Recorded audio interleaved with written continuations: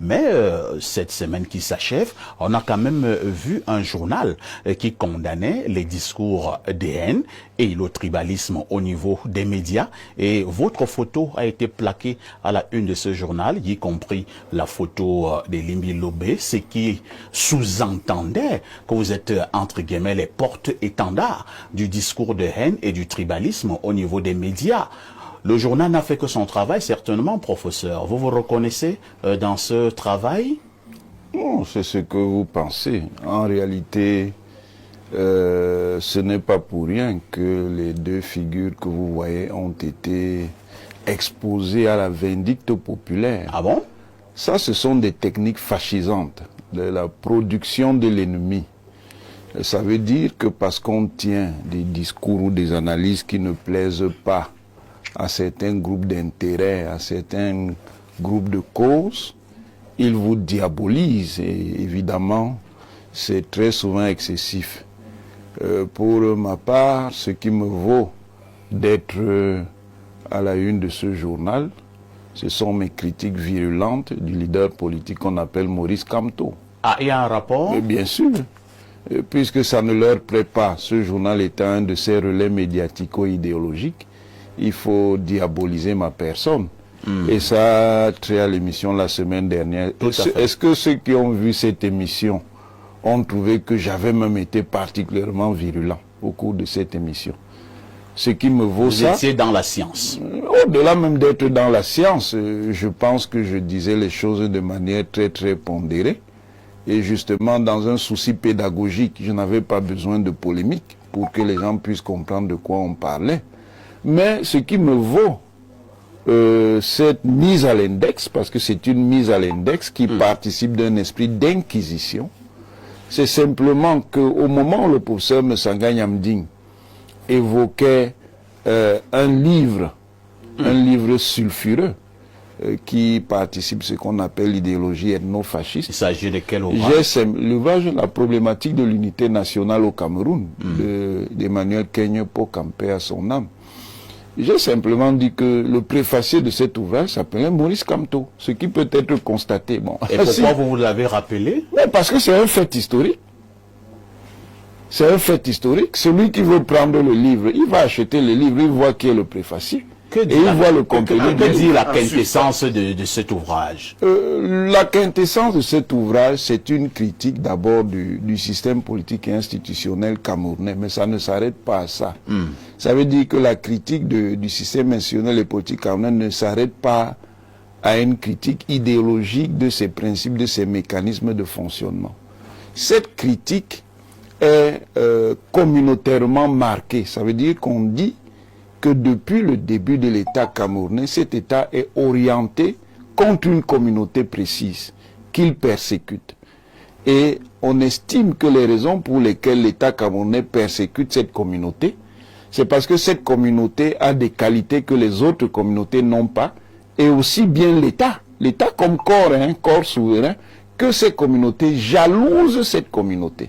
Et vous dites que le préfacier de cet ouvrage... C'est là, c'est la vérité. Est-ce que j'ai inventé quelque chose? Bon, s'il veut qu'il me porte plainte, si je manque que c'est lui qui est le préfacier de cet ouvrage, allez lire, vous allez voir le contenu.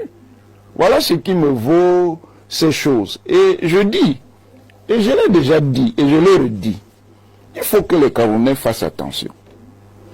Parce que là, même, ce n'est pas simplement du tribalisme qu'il s'agit. Parce que de quoi? Le tribalisme a des degrés. Il y a des degrés qui sont des degrés, je dirais, simples. Le tribalisme de base, c'est l'ethnocentrisme. Comme je suis Ewondo et que je mange la sauce d'arachide, si vous mangez autre chose, c'est que vous ne savez pas quelle est la bonne nourriture.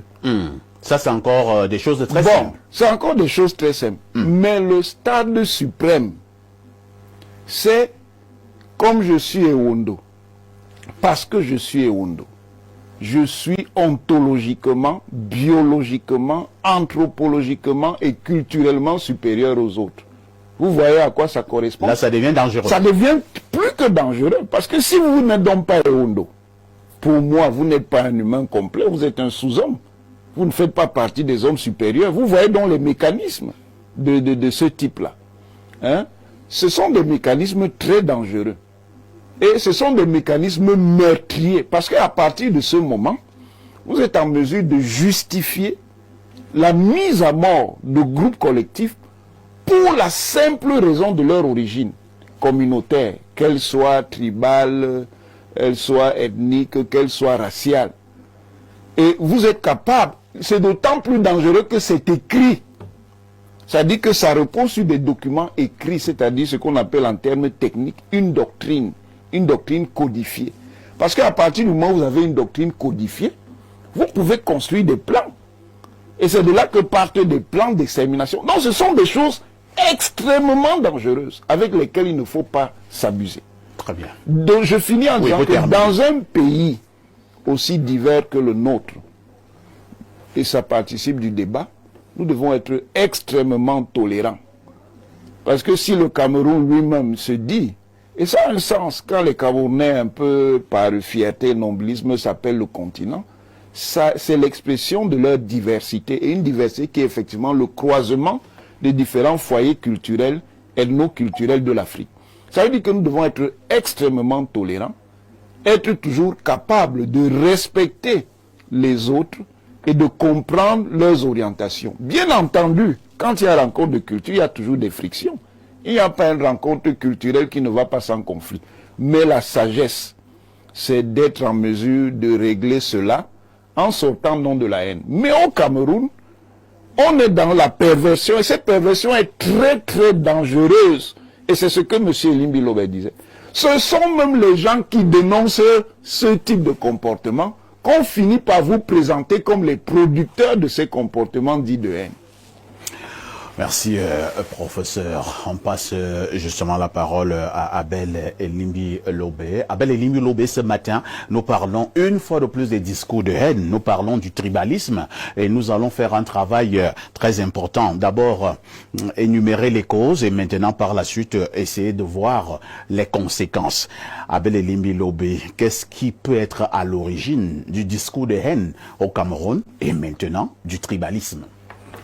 Il faut déjà, on a déjà eu à réfléchir sur cette préoccupation-là ici, et ça m'avait donné l'opportunité d'ailleurs d'expliquer un certain nombre d'actes, et surtout de poser la question, qu'est-ce que c'est qu'un discours de haine, franchement? C'est quoi le discours de haine? Moi, je pense que ceux qui parlent de discours de haine, c'est ceux qui n'ont pas d'arguments à opposer aux arguments qui sont mis sur la table et qu'ils considèrent comme discours de haine. Je parle d'actes, des actes de haine. Les actes de haine existent. Les gens qui les posent n'ont pas besoin de discours, mais ils les posent quand même. Quand vous arrivez dans vous créez une entreprise à Ebolova, et vous refusez de recruter les gens de Bolova pour prendre les gens dans votre département, dans votre village ou dans votre région pour les amener à Ebolova au motif que les gens de Bolova ne travaillent pas. Ils ne sont pas travailleurs. Vous n'êtes pas dans le discours. Vous êtes dans une pratique qui est une pratique qui dépasse même la haine. Parce que vous niez aux autres les valeurs dont vous vous attribuez. J'ai soutenu un député ici du Sud dernièrement, qui s'est plaint d'une distorsion dans les affectations. D'ailleurs, je rappelle que le délégué régional de Eneo, qui a cru bon de répondre, a été relevé de ses fonctions par sa hiérarchie. Parce que le député était dans son bon droit de dire, mais vous ne pouvez pas avoir une entreprise qui est installée ici. Et l'essentiel des cadres viennent d'ailleurs. Cela suppose que ceux qui ont organisé cette gestion de la ressource humaine ont un préjugé sur les aptitudes des gens de là. C'est donc quoi le discours de haine? On a dit qu'on a brocadé, on a mis nos deux photos. À la une. C'est pour dire... On devrait même sortir, hein, monsieur Libby, parce que nous ne devons même pas parler de ça. On a mis dans nos photos. Ceux qui ont dormi nos photos, qui prennent nos photos, et moi je vais saisir le Conseil national de la communication, parce que... Vous allez porter plainte. Bien sûr que j'en ai le droit. Ils vont expliquer en vertu de qui, en vertu de quoi, ils utilisent ma photo comme bon il leur semble. Ma photo est une propriété privée. C'est ma photo. Vous n'êtes pas, parce que vous avez un journal, vous voulez émettre des opinions que vous faites savoir comme étant des décisions. Vous avez décidé dans des organes de type inquisition que nous sommes ceci, nous sommes cela. Donc vous vous arrogez des prérogatives. Quand des gens, un parti politique s'assoit, écrit une liste de médias qu'il traite de médias tribalistes, il a déjà conclu. Il a dit à l'opinion. Il n'est pas en train de mettre une opinion. Il est en train de prendre une décision. Et cette décision était assortie d'une menace. Nous ne sommes pas dans le discours. Nous sommes dans un acte écrit. Ceux qui parlent de discours parlent de ce qu'on dit à la télé. Ils ne parlent pas de ce qu'ils écrivent. Ils ne parlent pas des actes qu'ils posent au quotidien. Avec une organisation systématique du repli identitaire qui s'oppose à l'intégration nationale. Et ils croient qu'ils sont dépositaires de quelque valeur que ce soit. Le débat va se faire. Il va se faire. Il n'est pas conçu pour plaire. Il est conçu pour éclairer et libérer les gens des liens du mensonge. Parce que quand vous avez une organisation de presse qui fait des émissions de lundi à dimanche, tous les soirs, où on insulte l'ethnie du chef de l'État, ils ne disent pas que c'est des discours de haine.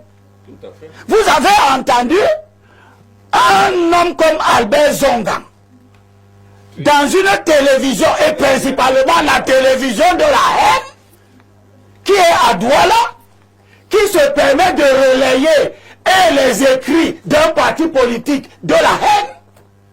Parce que quand vous dites haine, on peut aussi vous dire haine. Vous n'avez pas le monopole de ce débordement.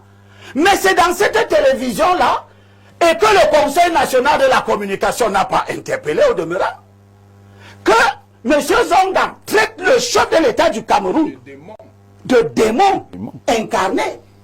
Je ne sais pas s'il y a un niveau de mépris à l'endroit de la fonction qui dépasse ça. C'était par amour. C'était par amour, ça. Quand vous, au moment où M. Zonga, qui est un individu atypique, parce qu'il a le courage de venir sur la place publique, dire que c'est lui qui a organisé la fraude pour empêcher qu'un anglophone arrive au pouvoir. C'est un discours d'amour. Albert Zonga l'a dit. Bien sûr, la télévision, il le reconnaît. Et c'était dans la même télévision. Non, non. La télévision de l'amour. C'était dans la télévision de l'amour, Balafon. C'est à Balafon qu'il a dit ça. Que c'est lui qui a organisé pour empêcher Froundi d'arriver au pouvoir. C'est-à-dire empêcher un anglophone d'arriver au pouvoir. Vous imaginez qu'est-ce que ça peut faire dans la communauté politico-culturelle que sont les anglophones, qui sont en ce moment dans une phase où ils expriment une forme d'injustice, un ressentiment d'injustice. Et ça, c'est quoi? Ceux qui publient les noms de haineux, ils n'ont jamais publié le nom de M. Zonga. N'est-ce pas? Ils n'ont jamais dit que M. Zonga a une responsabilité terrible dans l'empêchement de l'alternance en 92.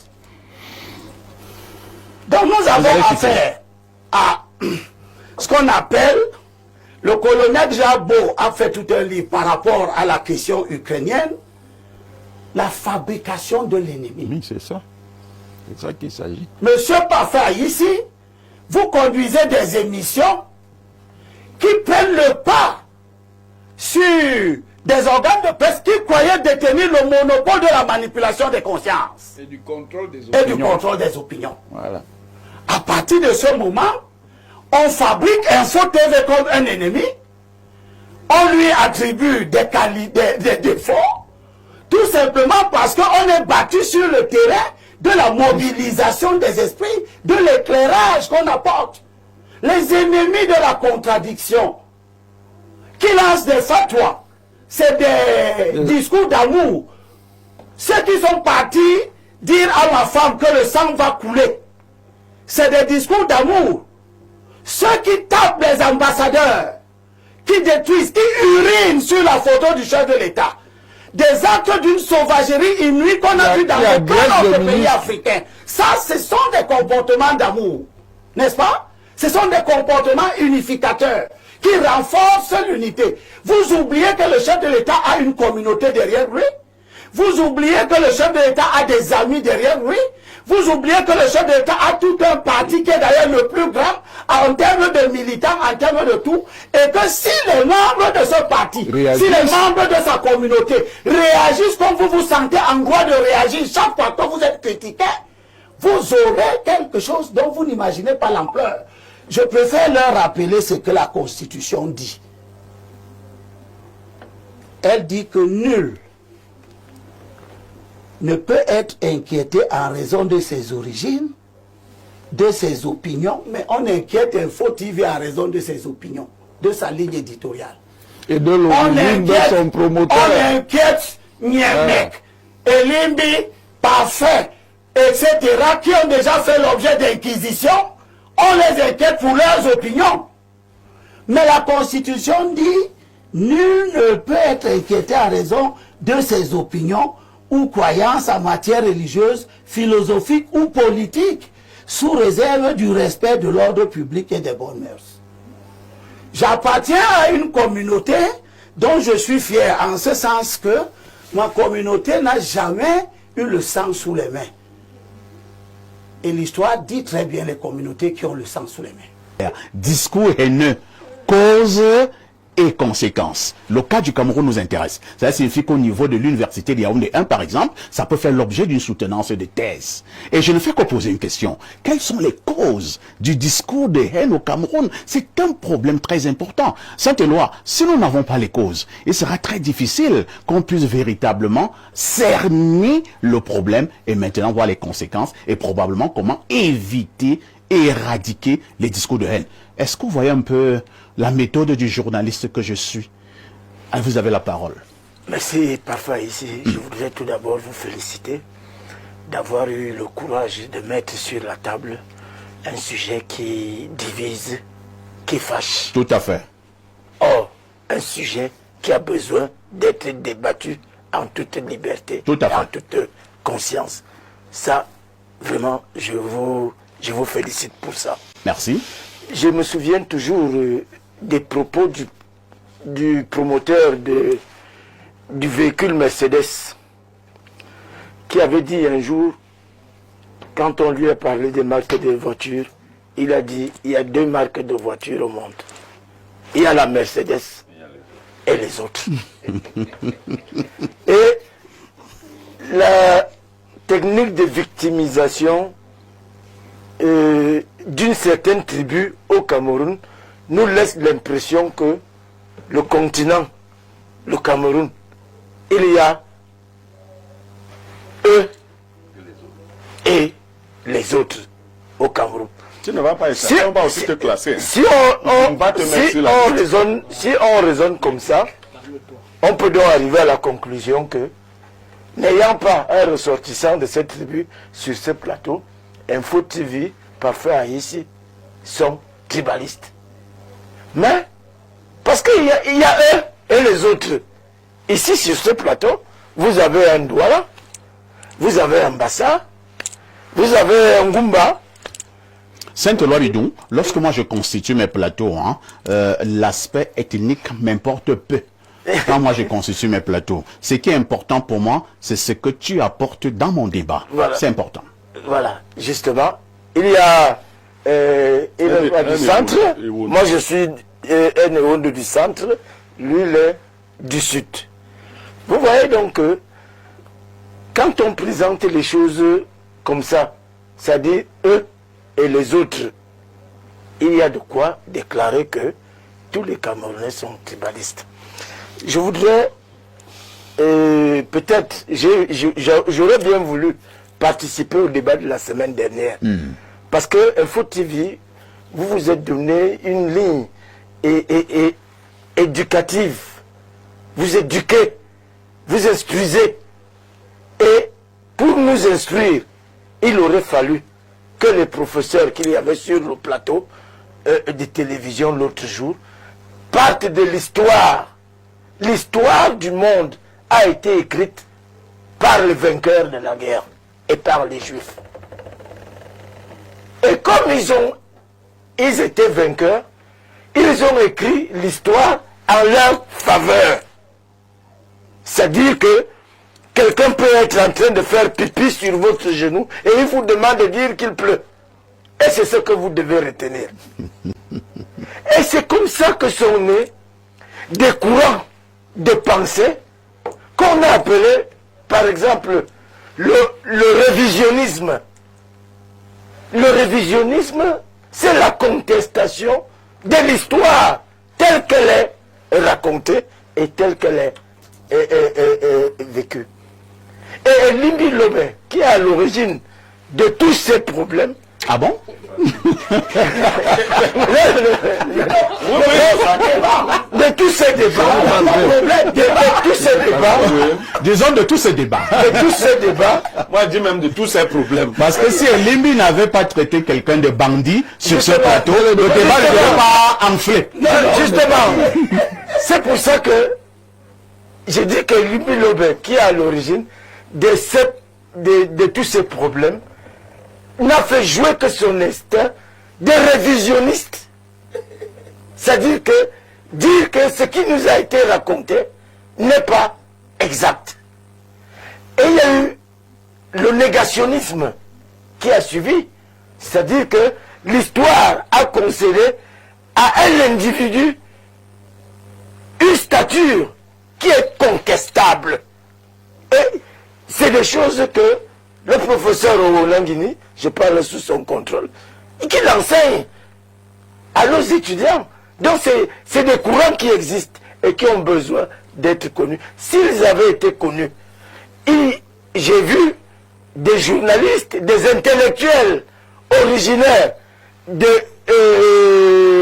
cette tribu sortir pour crier au tribalisme. Je pense à un directeur de publication comme Aman Mana, qui a confessé son ignorance, son inculture, en disant que Limbi Lobé avait été tribaliste parce qu'il a traité un monsieur dont on enseigne dans l'histoire qu'il aurait été un héros de bandit.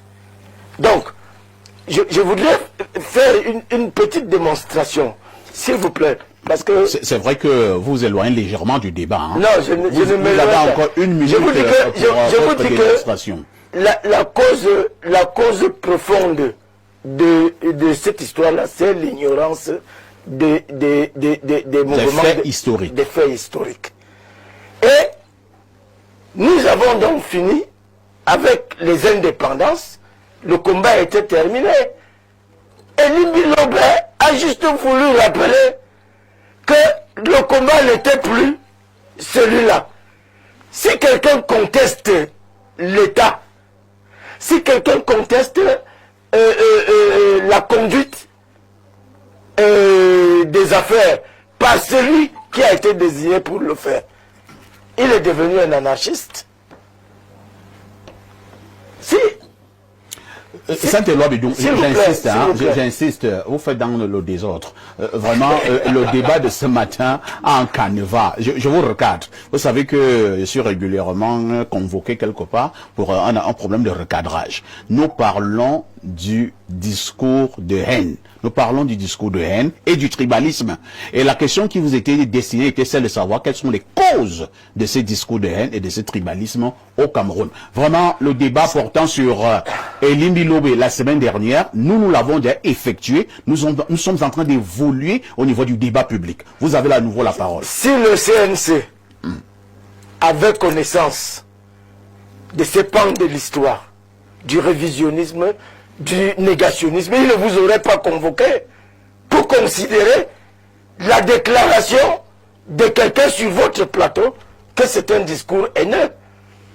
Et il faut le dire, on a vu des gens sortir. Moi je dis que c'est même hautement réducteur qu'une tribu s'insurge parce qu'on a traité un ressortissant de cette tribu de bandit. Non, c'est réducteur. Monsieur Wandji Ernest avait déjà été élevé au rang d'héros national. Nous devons partager. Bref, pour dire que les discours haineux que les gens décrivent aujourd'hui, moi je ne sais pas ce qu'on appelle discours haineux, mais je me rends quand même compte que sur le plateau, et je suis peut-être le seul, les 4 personnes qui m'accompagnent sont traitées des personnes haineuses. Qu'est-ce que ces personnes ont fait? Elles ont juste dit, elles ont juste raconté ce qui est du fait qu'une tribu est bâtie toute sa stratégie sur l'ethnocentrisme. Sur l'ethnocentrisme, ça signifie que Très bien. c'est cette tribu qui se plaint du tribalisme. Mais sinon, moi je dis, les Camerounais sont heureux de vivre ensemble et je ne dirais pas comme Parfum Voum qu'on emploie des Camerounais. Non, on ne peut pas gracieusement aller arracher 36 000 hectares de terrain dans un endroit où on fait l'exploitation des mines et puis on importe la main-d'œuvre. Ce n'est pas normal, ce n'est pas sérieux. Et les Camerounais doivent le savoir. Quand les Chinois le font, On a compris. juste pour dire que quand les Chinois le font, c'est parce qu'ils ne trouvent pas Très bien, c'est compris. L'expertise. Professeur Ouenanguine voulait absolument... Je pense qu'il n'a pas encore parlé, M. Niamey. Alors, Pierre Blérus, que je vais donc vous poser une préoccupation. Vous et moi, nous sommes au courant qu'il y a une sortie abondamment relayée au niveau des médias, une sortie de certains directeurs de publication qui condamnaient également le discours de haine et du tribalisme et qui pensaient que certains médias excellent dans ce discours de haine et dans ce tribalisme. Et ces directeurs de publication appelaient d'ailleurs l'ordre gouvernant à prendre ses responsabilités, à être ferme à l'endroit de ces médias. Quelle est votre réaction par rapport à cette sortie des DP au moment justement nous sommes dans une logique de combattre le discours de haine et le repli identitaire? Parfait, je vous ferai entorse, ou je ferai entorse à votre question. Vous ne pouvez pas me priver de la nécessité de définir, alors que la plupart de vos panélistes ont refusé de définir. Je pensais qu'on évoluait. On ne peut pas évoluer. Allez-y donc. Tant qu'on n'a pas dit ce que c'est. Allez-y. Parfait, il y a un substrat. C'est le mot discours. Oui. Dans toutes nos tribus, nous qui sommes assis ici, il y a un mot ou une expression pour stigmatiser toutes les autres tribus. Je mets dans toutes les langues du Cameroun. Chez les Bassa, on vous appelle Libi. En souvenance de Oubayimbi, c'est stigmatisant, c'est péjoratif. Chez les gens du Grand Nord, on appelle les gens d'ici les Gadamayo. Chez les Bétis, vous appelez les autres les Lobo. Donc les gens qui parlent des choses de manière bizarre. Chez les Bamlékés, on nous appelle les Nkwa. Ça signifie les idiots. Ah bon? Je suis en train de... Quand je dis pourquoi tu t'arrêtes seulement là pour dire... Non, parce que là, le mot idiot est fort. Non, ce n'est pas cela qui est parce fort. Que c'était encore... Non, je suis en train de vous... Maintenant, les Bayimbi, c'était encore... Maintenant, vous avez dit les Nkwa et vous dites que ça veut dire idiot. Je veux... Bon, là, je veux bien comprendre. Non, c'est pas ça qui est important. Vous allez comprendre les causes. Quand vous avez le substrat, il s'agit de savoir est-ce que dans la communauté, on utilise ce substrat comme un enseignement idéologique. Est-ce qu'on enseigne au Bassa que les Bétis sont des esclaves? Est-ce qu'on a institutionnalisé ça chez les Bassa? Si on le fait, les Bassa vont devenir haineux et méprisants à l'égard des Bétis. Aujourd'hui, avec le temps, un Bassa lui-même ne sait même pas d'où ça vient, il ne comprend même pas ce que ça signifie.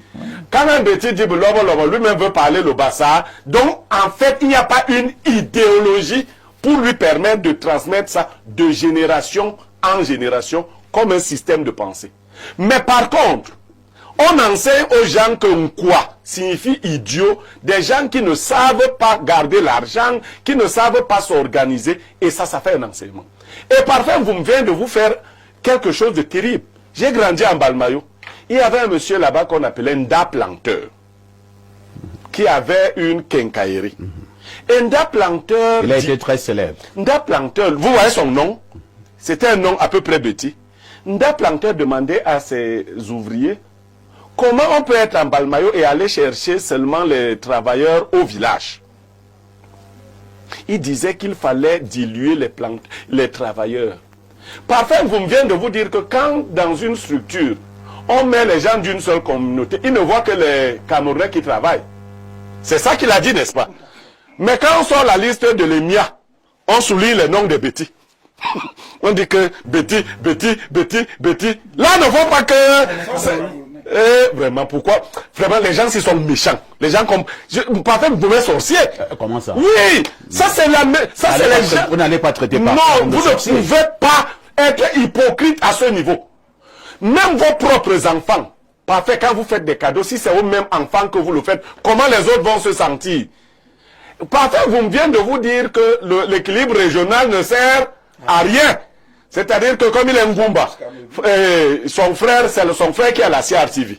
Il peut donc prendre les Ngumba, les Mabia et les Mabi. Il remplit là-bas.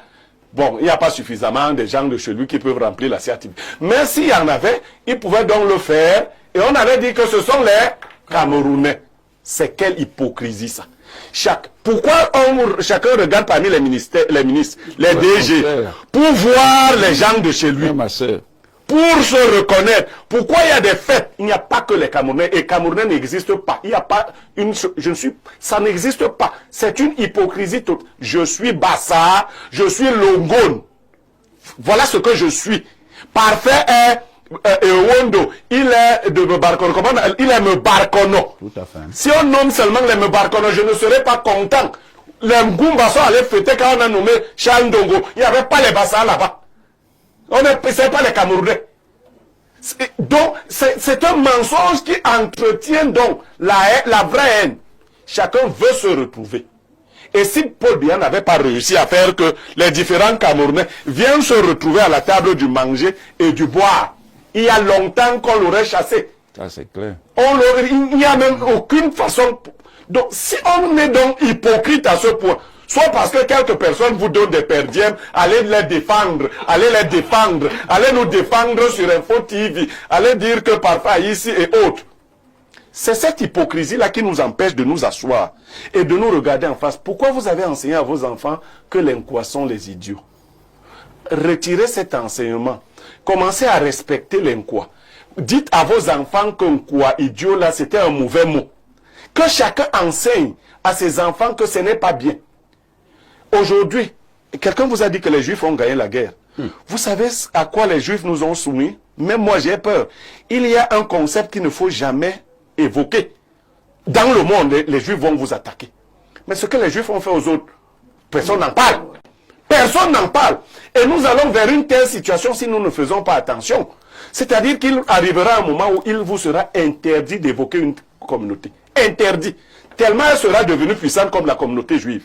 Et d'ailleurs, elle se vante d'être comme la communauté juive. Il faut donc percer cet abcès pour que l'amour fondamental revienne. Qu'on apprenne à se regarder sans se suspecter les uns les autres. Voilà la cause des choses qui ont été enseignées et qui sont restées dans les gens. Et quelques personnes qui ne sont par exemple pas de l'Ouest disent des bêtises. J'ai suivi quelqu'un sur un plateau dire que j'ai appris à gérer mon argent comme les Bamlékés. Est-ce qu'il y a une école des Bamlékés pour gérer l'argent? Est-ce qu'il y a une école des Bamlékés pour gérer l'argent? Bon, il est libre de prendre son exemple. Hein. Non, ça quelqu'un d'autre peut aussi dire que j'ai appris à gérer mon argent comme les étoiles. Non, j'ai appris à manger l'argent comme les euros. Non, ce sont des clichés. Vous ont fait quoi, monsieur? Voilà, là, tu ne seras pas poursuivi au CRC. Non, je vais dire, il faudra des gens comme moi, comme Saint-Éloi. Je voulais dire que je suis allé dans son restaurant. J'ai trouvé une bonne communauté anglophone Tout à fait. qui gérait là-bas. Tout à fait. Saint-Éloi et Odo. Pourquoi va-t-il chercher les anglophones? Il comprend la sensibilité, les mecs qu'il fait. Les gens préfèrent être sûrs que ce sont les anglophones qui les font. Parce que c'est leur origine. Il aurait pu dire, il est sur la route de Nyong et Foumou. Il aurait pu aller ramasser tous les villageois du Nyong et Foumou. Tous les Yebokola. Pour les Yebokola, pour servir dans son... Ce serait toujours des Camerounais, comme Bafin Foumou l'a dit ici. C'est-à-dire que vous pouvez ouvrir la télé ici. Il prend les gars de le village de Bengla, c'est Bikok. Il vient de la... Il prend tous les Etenga. Les Etenga ici. Et c'est les Camerounais. Il faut arrêter ça, hein.